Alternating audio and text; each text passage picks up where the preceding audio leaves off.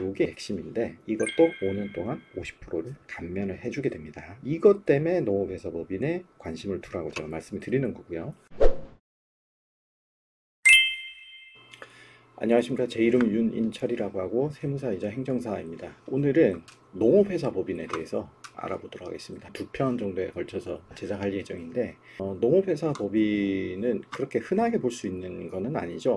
보통 농업에 대해서는 크게 관심들이 없으시니까. 근데 농업회사법인이 절세 혜택이 꽤 많은 거라서 알아두시면은 필요한 경우가 있습니다. 2편 정도에 걸쳐서 알아볼 텐데 이 농업회사 법인 관련해서 제일 흔한 오해가 농사를 지어야 한다는 거예요. 자기는 농사를 안 지을 거다. 근데 할 수는 있지만 해야 하는 것은 아니에요.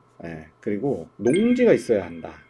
고 오해하시는 분도 있는데 그렇지 않습니다. 무방합니다. 오히려 있으면은 더 골치 아픈 문제가 많이 생길 수도 있어요. 그리고 또 시골에 뭔가 있어야 될 것 같다 라고 생각할 수도 있는데 심지어 서울에도 꽤 많이 있습니다. 그리고 농민만 설립이 가능하다. 이게 농민 조건 이런 것도 좀 복잡한데 10% 지분이면 충분합니다. 그래서 농업회사 법인은 기본적으로 원래 취지 자체도 도시민의 자본을 농업에 끌어들이는 거기 때문에 도시민이 가능합니다. 그러면 농업회사 법인인데 농사를 안 지으면 그럼 뭘 해야 되냐 이런 질문이 있을 수 있겠죠. 우선 거창한 이야기부터 하면은 우리나라 헌법에는 경자유전의 원칙이라는 게 있습니다. 지금 우리가 쓰는 헌법이 1987년에 제정이 된 헌법이죠. 같은 해에 직선제 대통령 선거가 있었는데 그때 연세가 좀 있으신 분들은 그분들도 많이 까먹으셨겠지만 아니면 아버님이나 어머님이나 한번 여쭤보세요. 1987년도에 선거를 할 때 그때 제일 중요한 공약 중에 하나가 뭐였냐 그러면은 농가 부채 탕감이었어요. 농가 부채 탕감. 농민들이 빚이 많으니까 저를 대통령을 시켜주시면은 다 탕감을 해주겠다. 이런 공약들을 했죠. 그때 대통령 출마가 8번인가 그랬는데 유력한 후보 1, 2, 3번이 뒤에 모두 대통령을 하셨지만 그런 일은 일어나지 않았죠. 다음번 선거 나올 때부터는 공약을 안 하시더라고요. 하여간 그게 무슨 말이냐면은 87년도 정도 기준으로 봤을 때도 농업이 굉장히 좀 중요한 산업이었습니다. 그리고 소작농에 대한 안 좋은 추억, 조선시대부터 시작해서 일제시대를 거쳐가지고 이런 게 있었기 때문에 아예 헌법에다가 못을 박았어요. 다른 법도 아니고 헌법에다가. 그래서 경자유전, 그러니까 농사 짓는 사람이 땅을 가지고 있어야 된다는 거죠.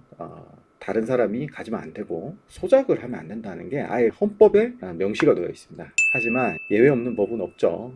그래서 농업 생산성 제고와 뭐 등등 해서 일정하게 법률에 의해서 예외를 둘 수 있도록 헌법에 규정을 하게 됩니다. 그래서 농업에서 관련 법들도 뭐 예외를 이 항인데 제가 잘못 썼네요. 이 항에 의한 예외 중에 하나로 도입이 되게 됩니다.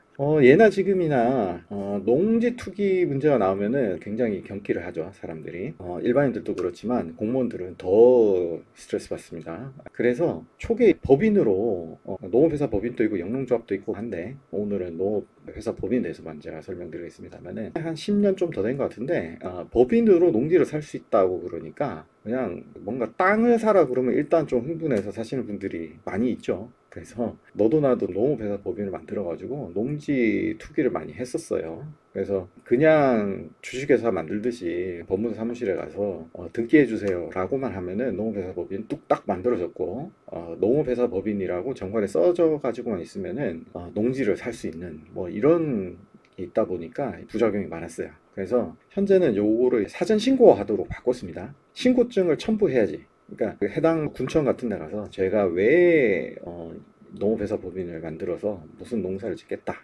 무슨 가공산업을 하겠다 라고 신고를 하고 지자체에서 오케이 사인을 줘야지 그 신고증을 가지고 등기소에 가서 설립 등기를 하는 걸로 이제 바뀌었죠. 그리고 나서 이게 농사가 어느 정도 시작을 한다, 농사 아니라면 다른 산업이라도 정해진 업무가 시작이 되면은 또 이제 사후적으로 농업경영체 등록 의무도 부과가 되게 됩니다. 그러다 보니까 행정사 업무로 농업회사 법인이 추가됐다는 게 이제 이것 때문에 그래요. 여기 지자체에 신고를 하는 거는 요거는 법무사가 불가능하니까 사후적으로 농업경영체 등록하고 하는 것도 이게 행정 업무다 보니까 이제 그렇게 되는 겁니다. 농업회사 법인에 대해서 보면은 중요한 게 굉장히 좀 특이한데 법에 아예 할 수 있는 일이 열거가 돼 있어요. 그래서 요거 말고는 하지 마라 라고 돼 있습니다. 그게 좀 이상하기는 한데 생각해보면 또 이게 당연한 게 예를 들어서 농업회사 법인 만들어 가지고 뭐라 그럴까요? 반도체 만들고 밀링 머신 만들고 이러면 안 되잖아요. 네, 그래서 아예 법에 할 수 있는 일을 열거를 해놨습니다. 그래서 요거 말고는 하지 마라고 돼 있어요. 이게 뒤에 가서도 농업회사 법인의 굉장히 중요한 특징인데 이걸 잘 모르고 사고가 많이 납니다. 그리고 열거된 업무 위에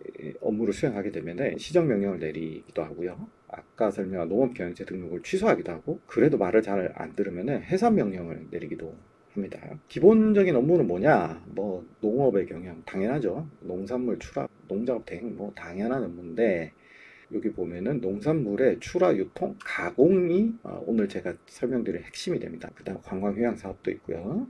기타 부대 업무도 일부 있습니다. 이제 왜 만드냐?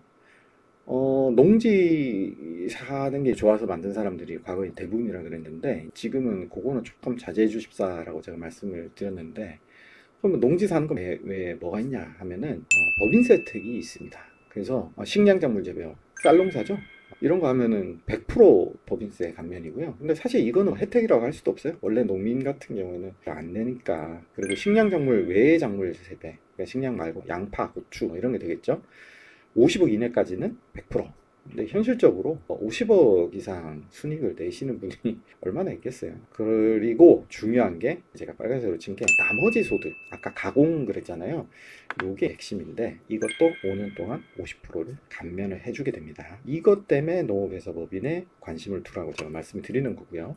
그러면은 나머지 소득 50%라고 그러는데 나머지 소득이 뭐냐? 이것도 마음대로 해석하면 안 되고요. 법에 나와 있습니다. 부대사업, 그 다음에 유통, 가공, 판매, 농장업 대행, 수입은 제외, 축산업 임하고 이렇게 돼 있는데, 다른 거는 사실 별로 관심이 없으실 거고 여기 포커스를 하셔야 되는 게 유통, 가공, 판매입니다.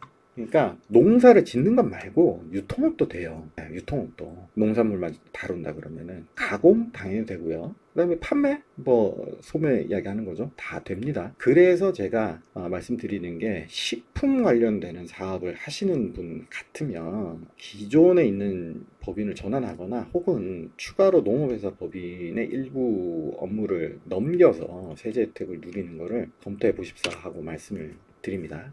그리고 요거는 잘못 알고 계시는 분들이 꽤 많던데, 제가 주변에 봐도 법인을 운영해 보시는 분은 아시겠지만 법인은 법인세 면제한다고 끝이 아니라 그거보다 더 좋은 거는 개인이 가져갈 때 배당 소득세를 어떻게 할 것이냐라는 문제가 있는데, 농사는 배당 소득세를 식량재배, 뭐 쌀농사는 아예 면제고요. 그 다음에 아까 양파, 고추 이런 거는 이제 분리과세라 그래서 14%, 주민세 포함해서 15.4%, 은행 예금 이자 뗄 때 원천 징수하죠. 그거랑 똑같이 그냥 원천 징수합니다. 그 금액 제한도 없어요.